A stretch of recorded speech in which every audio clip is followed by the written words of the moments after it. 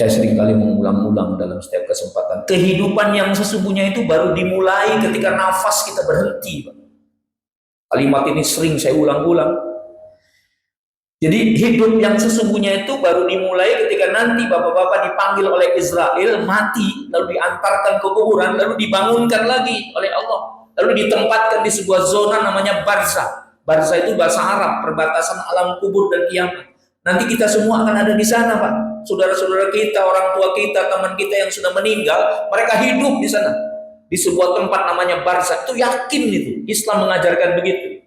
Pertanyaannya, barzah itu akan menjadi tempat yang sangat membahagiakan sekaligus menjadi tempat yang sangat menderita. Tergantung apa?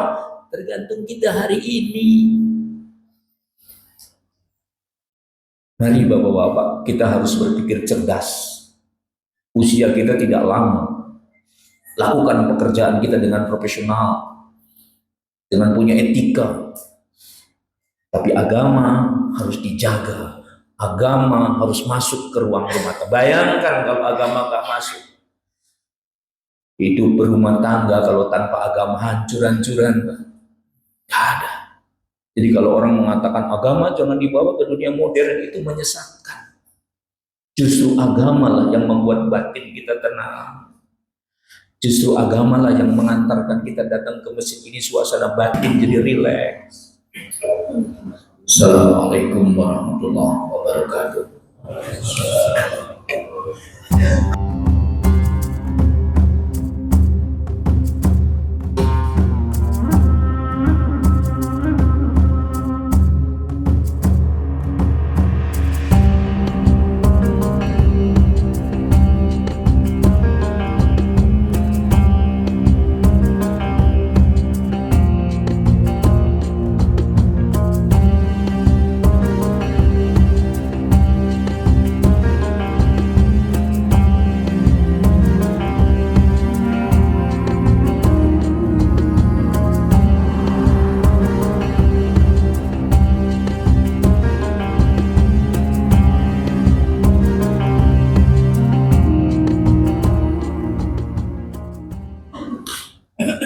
Alhamdulillah.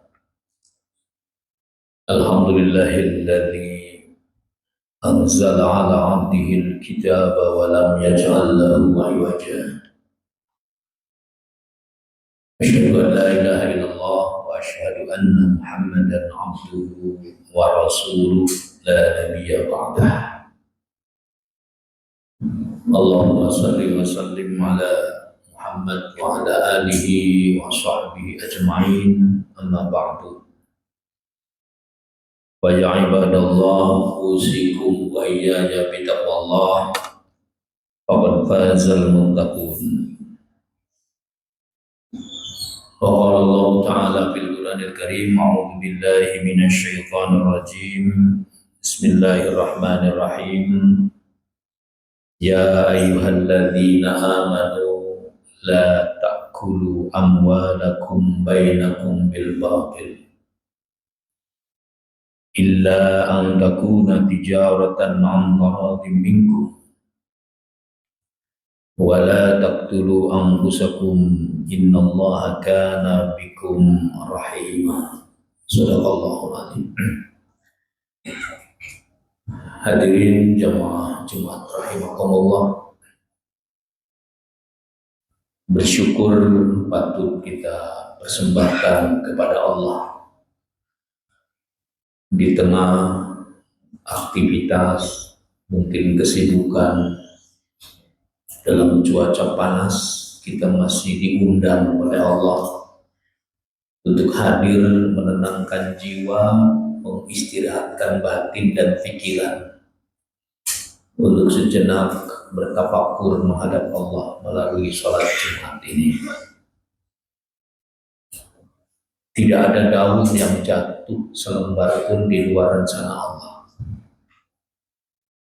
Semua pergerakan yang ada di muka bumi ini, dari yang terkecil sampai yang terbesar, ada dalam skenario dan rencana Allah. Termasuk kita hadir di masjid ini adalah bagian dari skenario Allah. maka tidak ada alasan untuk tidak bersyukur, karena kita bagian dari rencana Allah Subhanahu wa Ta'ala. Kita masih dipercaya di tengah aktivitas kesibukan kita, hati kita masih punya ruang untuk hadir di masjid. Hati nurani kita masih sempat menjawab panggilan penting pada hari ini untuk hadir melaksanakan sholat Jumat. Sekali lagi, tidak ada alasan untuk tidak bersyukur. Dan tidak ada alasan untuk tidak bahagia. Ketika seorang muslim masuk ke dalam masjid, pada hakikatnya dia harus bahagia. Maka ketika kita ada keluh kesah, ada mengeluh, ada nggak betah di dalam masjid, itu ada masalah dengan iman dan Islam kita. Karena memang kita diundang oleh Zat yang Maha Bahagia. Jadi Allah itu adalah Zat yang Maha Bahagia dan mengundang kita di tempat ini, maka seharusnya kita bahagia. Tenangkan hati, tenangkan pikiran, istirahatkan batin kita dari kejenuhan dunia untuk hadir menemui Allah di tempat ini. Sekali lagi, mari kita persembahkan rasa syukur. Jangan ada gundah gulana di dalam masjid ini, karena iman kita berarti bermasalah. Salawat serta salam semoga Allah curahkan pada junjungan kita Nabi Muhammad SAW, pada keluarganya, kepada sahabatnya, dan pada kita semua sebagai penerus risalahnya. Hadirin jamaah Jumat rahimakumullah. Mengawali khutbah ini, mari kita sama-sama terus berupaya secara maksimal meningkatkan iman dan takwa. Jangan pernah merasa letih untuk berbuat baik. Jangan pernah merasa bosan untuk terus melakukan kebaikan. Karena cara-cara itu adalah cara penting untuk meningkatkan iman dan takwa kita. Apa yang bisa kita bawa pulang kalau kita cepat merasa lelah untuk berbuat baik? Apa yang nanti kita bisa bawa pulang kepada Allah kalau kita merasa bosan untuk berbuat baik? Karena satu-satunya yang bisa kita bawa pulang pada saat nanti kita kembali kepada Allah adalah iman dan takwa. Karena itu, mengawali khutbah ini saya ingin mengingatkan, rawat semangat kita, jaga etos kita, jaga loyalitas kita untuk berbuat baik kepada siapapun, dan paling pasti adalah melaksanakan kebaikan karena Allah, salah satunya adalah sholat Jumat. Jadi ketika bapak-bapak, saudara-saudara kita semua hadir ke masjid ini, sebenarnya kita sedang memperbaiki jalan pulang. Kita semua mau pulang. Kalau kita terlalu sibuk dengan dunia, sibuk dengan aktivitas, lalu kemana jalan pulang kita? Hari ini, detik ini, jam ini, kita diundang secara khusus untuk memperbaiki jalan pulang. Maka khusyuklah ketika kita sholat Jumat, tenangkan hati kita, karena Allah sedang mentransfer kebahagiaan agar nanti pada saat pulang kita betul-betul bahagia. Mobil kita tidak akan dibawa pulang. Aset kita yang banyak berupa materi akan selesai pada saat deadline-nya habis. Jabatan kita yang kita miliki selesai, materi berapapun yang kita miliki selesai. Lalu persoalannya kita mau pulang, dan kita akan hidup nanti untuk selama-lamanya. Dan hidup selama-lamanya itu butuh bekal. Dan sholat Jumat, meninggalkan semua aktivitas dunia, adalah salah satu cara untuk mengisi bekal kita pada saat nanti kita pulang. Kita mengawali khutbah ini, mari kita sama-sama untuk terus meningkatkan iman dan takwa kita. Hadirin rahimakumullah, pada khutbah singkat dan sederhana ini saya ingin membahas satu ayat saja dalam Al-Quran, surat An-Nisa ayat 29. Allah berfirman, a'udzubillahi minasyaitonir rajim, bismillahirrahmanirrahim, ya ayyuhalladzina amanu. Ini instruksi langsung dari Allah Kata Allah, wahai jamaah Masjid Az-Zaitun. Kira-kira begitu maknanya. Kalau Allah yang memanggil, maka kita wajib merespon. Apa kata Allah? La ta'kulu amwalakum bainakum bil batil. Janganlah kamu memakan harta kamu dengan cara-cara yang batil. Illa antakuna tijaratan antaradin, kecuali harta itu kau dapatkan dengan proses jual beli secara ridho. Hadirin rahimakumullah, banyak pesan penting dari ayat ini. Pertama, ada satu teori, makanan yang dikonsumsi oleh manusia itu punya pengaruh terhadap sikap mental kita. Seorang peneliti berkebangsaan Perancis, menjadi dokter spesialis di Amerika pada tahun 1945 melakukan riset. Dari hasil risetnya dia mengatakan bertahun-tahun dia melakukan penelitian dalam bidang kedokteran. Kesimpulannya apa? Senyawa yang dikonsumsi oleh manusia itu punya pengaruh terhadap sikap mental. Jadi kalau senyawa yang dimakannya negatif, itu biasanya perilakunya cenderung negatif. Kalau senyawa yang dikonsumsinya positif, maka kecenderungan sikap mental dan perilakunya itu positif. Maknanya apa? Makanan itu punya pengaruh terhadap sikap mental. Kalau makanan yang kita makan halal, dari cara-cara bisnis yang halal, dari cara-cara bisnis yang punya etika, maka ada garansi setidaknya sikap mental kita sudah terbantu akan menuju arah yang benar.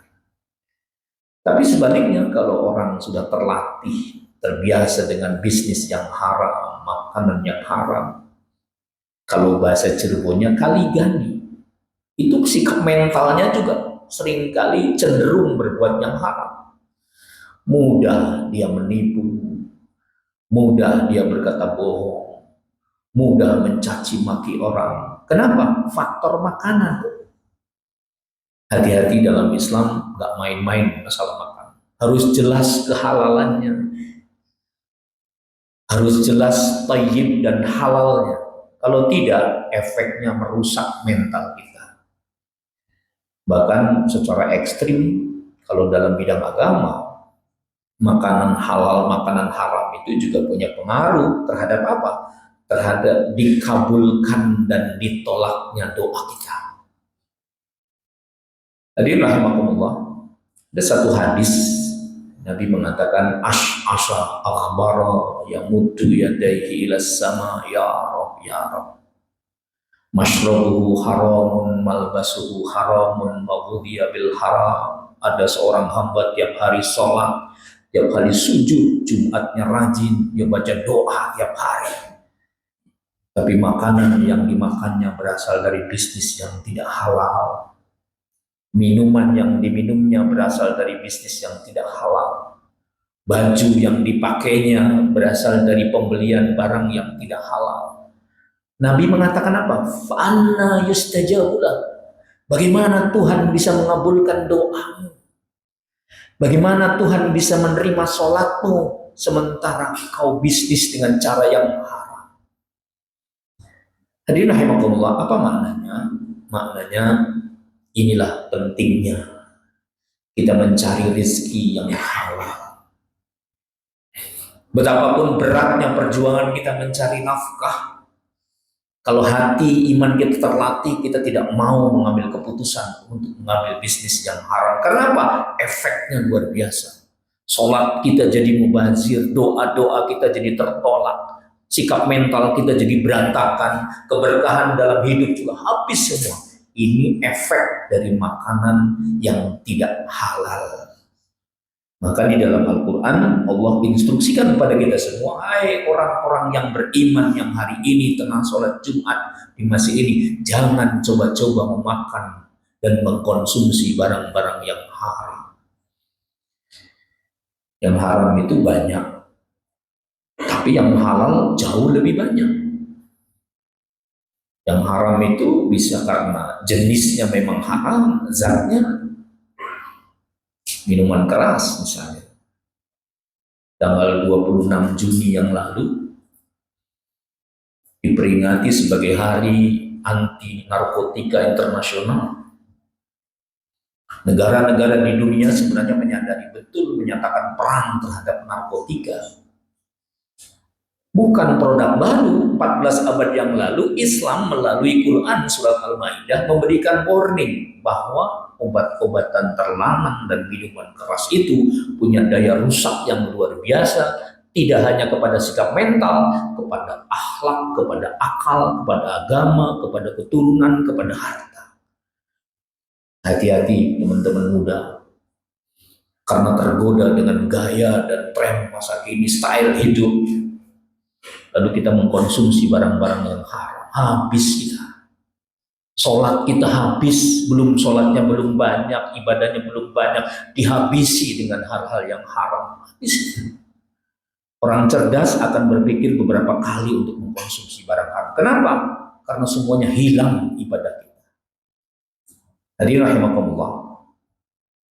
Jadi kalau negara-negara di dunia konon katanya secara formal 26 Juni kemarin menyatakan perang terhadap narkotika, Islam 14 abad yang lalu. Memang tidak ada teks narkotika di dalam Al-Quran secara teks, tapi spiritnya sama. Al-Quran menggunakan terminologi khamr. Khamr yang kemudian dikembangkan, ditafsirkan dalam teknologi dan era modern, lahirlah apa yang disebut dengan narkotika dan obat-obat terlarang. Punya ilat yang sama dan hukumnya haram. Kenapa? Dia punya daya rusak yang sangat efektif terhadap akal manusia. Makanya di dalam Islam, mohon maaf, teman-teman muda dan kita semua, mari kita hati-hati. Minuman keras itu masuk dalam tindakan kriminal. Pada zaman Rasulullah, ketika orang minuman keras, memabukkan atau tidak, yang sejatinya dia minuman keras, ini Islam. Itu dicambuk 40 kali. Begitu naik pemerintahan Umar bin Khattab, law enforcement-nya makin kuat, ekonominya makin kuat, ekspansi militernya makin kuat, Umar menetapkan bahwa tindakan minuman keras dihukum 80 kali, naik 40 kali. Apa efeknya? Efeknya angka kriminalitas menurun. Angka kejahatan pada masa Umar bin Khattab menurun drastis. Kenapa? Karena ketegasan Umar menjalankan law enforcement terkait dengan apa sih daya rusaknya akal, Pak. Kalau orang sudah keracunan dengan obat-obat terlarang, minuman keras, atau sejenisnya hari ini, mohon maaf teman-teman muda, kalau hari ini saya menyampaikan ini dalam bentuk kasih sayang kita kepada kita semua. Daya rusak daripada minuman keras dan narkotika terhadap akal sangat luar biasa. Gara-gara akal yang dirusak, maka dia bisa melakukan tindakan pidana berikutnya. Dia bisa membunuh, dia bisa merampok, dia mencuri. Kenapa? Akalnya tidak punya berfungsi. Makanya kata Nabi, arba'atu jawahir min jismi Adam. Ada 4 perkara yang menjadi mutiara manusia yang harus dijaga, harus dirawat. Apa yang pertama kata Nabi? Al-aql. Kenapa kita bisa ada di masjid hari ini? Karena Allah masih menganugerahkan akal. Terima kasih sama Allah, ya Allah kau berikan aku akal sehingga aku bisa datang ke masjid ini. Kalau akal kita sudah tidak berfungsi, kita mungkin akan ada di jalan-jalan gak jelas. Bersyukurlah Allah masih menganugerahkan akal. Maka kata Nabi, anugerah pertama dari 4 anugerah yang harus dijaga dari Allah kepada kita apa? Akal. Jangan dirusak. Dan saking penghormatannya Islam kepada pentingnya menjaga akal, melakukan kerusakan terhadap akal itu masuk dalam kategori kriminal, tindak pidana. Berbeda dengan hukum barat, paradigmanya berbeda, tapi Islam. Kenapa? Melindungi. Yang kedua apa? Yang harus dirawat dan harus dijaga, yang ini efek dari makanan-makanan yang haram masuk ke dalam kita, apa? Yang harus dijaga adalah agama. Hadirin rahimakumullah. Ada statement yang mengatakan, janganlah bawa agama ke politik, janganlah bawa agama ke bisnis. Itu beda urusannya. Kalau agama di masjid, itu pernyataan yang salah dan menyesatkan. Orang bisnis kalau nggak pakai agama, menghalalkan segala cara. Kalau orang sudah menghalalkan cara, hancur semua ibadahnya. Maka orang bisnis perlu agama. Hidup di dunia modern dengan luar biasa kompleksnya persoalan bisnis, kalau nggak pakai agama, buta kita. Orang yang terjun ke dunia bisnis harus ngerti agama, mana yang halal, mana yang haram, mana akad yang baik, mana yang tidak. Harus ngerti. Kenapa? Supaya nanti dalam bisnisnya penuh dengan keberkahan. Kita di dunia ini cari bisnis kan bukan hanya cari uang. Orang cerdas itu bisnisnya untuk ibadah. Kalau orang bisnisnya hanya sekedar mencari uang, itu orang bodoh. Karena hidup kita itu yang sesungguhnya bukan hari ini. Ya, jadi gimana? Supaya bisnis kita berkah, datang dari rumah ke kantor mencari bisnis sebagai ibadah, diniati semuanya punya rambu-rambu. Maka pakai apa? Agama. Jangan dirusak dengan minuman, karena agama akan hancur gara-gara minuman.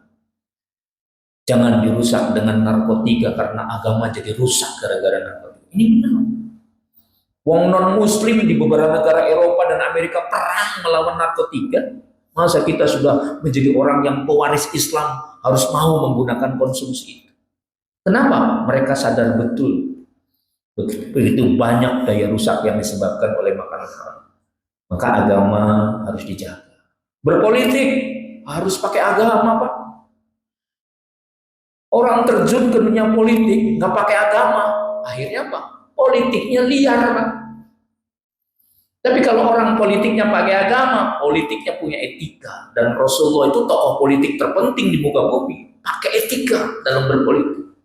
Hari ini politik kehilangan perspektifnya karena nggak pakai agama. Agama hanya sebagai diskusi, bukan sebagai aplikasi. Nah, kata Nabi pesan bapak-bapak, walaupun kita sibuk di dunia bisnis, kita terjun di dunia politik, kita di birokrasi, bukan itu yang akan kita bawa mati, agama kita bawa. Jaga sholat kita, jaga Quran kita, jaga itu yang membuat kita nanti bisa bahagia, bukan bisnis. Bisnis boleh, karena Nabi juga pebisnis. Umur 13 tahun udah terjun ke dunia bisnis. Umur 25, kekayaan Nabi luar biasa. Sahabat Nabi 10 orang dijamin masuk surga, 9 orangnya pebisnis besar, konglomerat. Abdurrahman bin Auf pada 14 abad yang lalu, sahabat Nabi kekayaannya 70 triliun pada saat 14 abad yang lalu. Tapi mereka apa? Sholatnya rajin, baca Qurannya rajin, komitmen ibadahnya kuat. Ini namanya orang hebat. Dia sadar bukan hari ini bisnis, tapi untuk bekal ketika kita mati. Jadi kalau teman-teman bisnis sebanyak-banyaknya. Tapi ingat, sholat harus dijaga, agama harus dijaga. Ini penting teman-teman sekalian. Yang ketiga apa? Kata Nabi yang harus dijaga adalah al-haya, rasa malu. Jadi malu itu mutiara, Pak. Maksudnya gimana? Harus punya rasa malu. Udah lama saya memeluk Islam, tapi ibadahnya selalu telat. Malu sama Allah. Udah lama saya berkeluarga dengan istri saya bertahun-tahun, tapi masih bertengkar aja sama istri. Malu sama Allah. Udah lama KTP saya Islam, tapi jarang membaca Quran. Malu sama Allah. Saya ingin mengingatkan pada teman-teman muda yang sekarang sedang bekerja keras mencari nafkah. Habiskan energi kita, habiskan waktu kita, cari uang sebanyak-banyaknya. Tapi jangan lupa, dekati Allah, jaga agama kita. Harus punya rasa malu. Malu ke siapa? Kepada Allah. Jadi kalau teman-teman lagi bekerja, cari uang di kantor, tiba-tiba ada waktu sholat, lalu kita masih santai saja dengan pekerjaan kita, masih asik dengan pekerjaan kita, malu sama Allah. Mau nyari apa saya? Nah, kalau sudah kena makanan haram, rasa malu hilang, Pak. Gak punya malu, Pak. Rasa malu. Nah, ini yang ketiga. Dan yang keempat, kata Nabi yang harus dijaga adalah apa? Al-amalus saleh. Amal soleh itu mutiara. Apa yang kita mau andalkan? Ya, uang tidak boleh, kekayaan boleh kita punya. Saya ingin mengingatkan bahwa ada kehidupan abadi. Saya seringkali mengulang-ulang dalam setiap kesempatan. Kehidupan yang sesungguhnya itu baru dimulai ketika nafas kita berhenti, Pak. Kalimat ini sering saya ulang-ulang. Jadi hidup yang sesungguhnya itu baru dimulai ketika nanti bapak-bapak dipanggil oleh Israel, mati, lalu diantarkan ke kuburan, lalu dibangunkan lagi oleh Allah, lalu ditempatkan di sebuah zona namanya barzah. Barzah itu bahasa Arab, perbatasan alam kubur dan kiamat. Nanti kita semua akan ada di sana, Pak. Saudara-saudara kita, orang tua kita, teman kita yang sudah meninggal, mereka hidup di sana, di sebuah tempat namanya barzah. Itu yakin itu, Islam mengajarkan begitu. Pertanyaannya, barzah itu akan menjadi tempat yang sangat membahagiakan sekaligus menjadi tempat yang sangat menderita. Tergantung apa? Tergantung kita hari ini. Mari bapak-bapak, kita harus berpikir cerdas. Usia kita tidak lama. Lakukan pekerjaan kita dengan profesional, dengan punya etika. Tapi agama harus dijaga. Agama harus masuk ke ruang rumah tangga. Bayangkan kalau agama nggak masuk. Hidup berumah tangga kalau tanpa agama hancur-hancuran. Nggak ada. Jadi kalau orang mengatakan agama jangan dibawa ke dunia modern, itu menyesatkan. Justru agamalah yang membuat batin kita tenang. Justru agamalah yang mengantarkan kita datang ke masjid ini suasana batin jadi rileks. Justru agamalah kepenatan kita dari mencari bisnis untuk datang membaca Al-Quran di masjid ini atau melakukan sholat jadi tenang. Agama itu sumber ketenangan. Maka anak-anak muda kembali kepada ayat ini. Jadi Islam memberikan perhatian yang sangat serius tentang pola makan. Imam Hasan Al-Basri, seorang ulama abad kedua, seorang ulama, gurunya para ulama. Jadi ada sahabat, ada tabi'in. Salah satu tabi'in yang punya kemampuan ilmu tinggi yang menjadi gurunya para ulama berikutnya namanya Imam Hasan Al-Basri. Mengingatkan kepada kita semua pada generasi muda. Apa kata beliau? Man la wara'alahu la zulfalah. Barang siapa yang tidak hati-hati maka jatuh martabat. Bisnis kalau nggak hati-hati habis kita. Teman-teman sekalian, ilmu kita harus terus dikembangkan karena transaksi bisnis di dunia modern sangat variatif. Kadang-kadang menggoda kita ingin cepat kaya, tapi kita tidak tahu ada akad-akad yang keliru secara syariat. Perlu ilmu. Kadang ada aplikasi dan teknologi modern dalam bisnis yang menjanjikan anak-anak muda bisa cepat kaya dan mengabaikan aspek-aspek nilai bangkrut mentalnya. Maka ilmu berbisnis di dalam Al-Quran sangat luar biasa. Ayat Al-Quran terpanjang terdapat di dalam surat Al-Baqarah ayat 282. Dari sekian ribu ayat, 6.000 sekian ayat, yang paling panjang ada dalam surat Al-Baqarah 282. Apa bicaranya?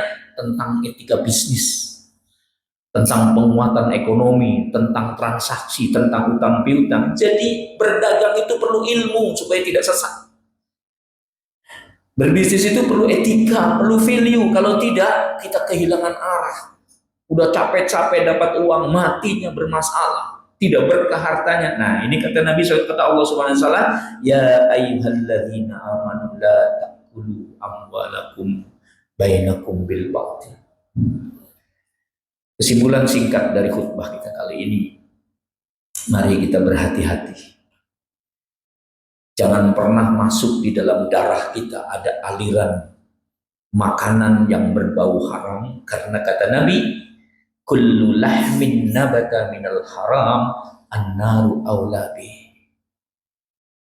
Setiap daging yang tumbuh dari bisnis yang tidak halal, maka potensi tersentuh api nerakanya sangat besar.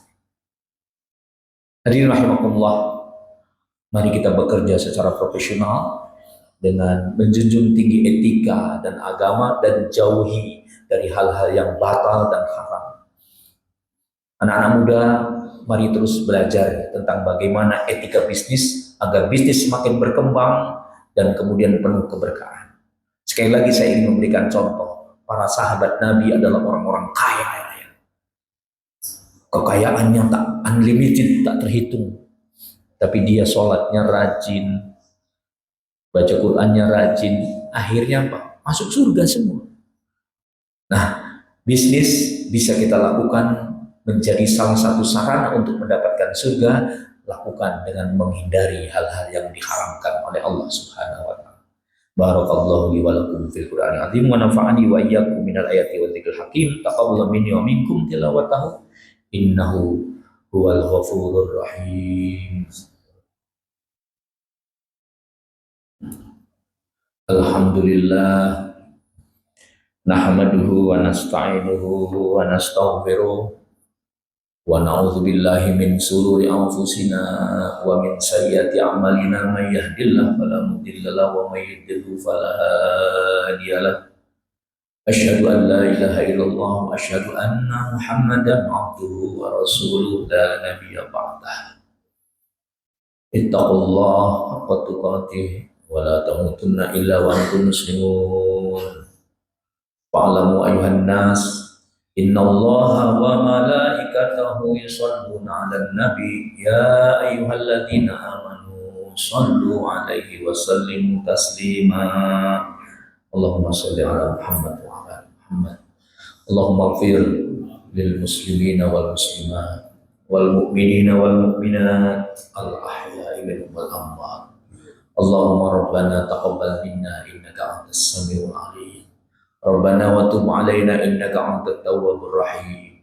Allahumma ighfir li wa li walidayya warhamhuma kama rabbayani shaghira. Rabbirhamhuma kama rabbayani shaghira. Rabbirhamhuma kama rabbayani shaghira. Rabbi habli minas salihin. Rabbi habli minas salihin. Allahumma lakal hamdu wa ilaikal mushtaka wa antal musta'an wa la hawla wa la quwwata illa billahil 'aliyyil 'azim. Allahumma inni a'udzubika min qalbin la yakhsha wa min ilmin la yanfa'u wa min nafsin la tashba' wa min du'ain la yusma'. Rabbana taqabbal minna innaka antas samiul 'alim. Rabbana wa tub 'alaina innaka antat tawwabur rahim. Rabbana atina fid dunya hasanah wa fil akhirati hasanah wa qina adzabannar. Ibadallah, innallaha ya'muru bil 'adli wal ihsan wa ita'i dzil qurba wa yanha 'anil fahsya'i wal munkari wal baghi ya'idzukum la'allakum tadhakkarun wa la dzikrullahi akbar. Qimus shalah.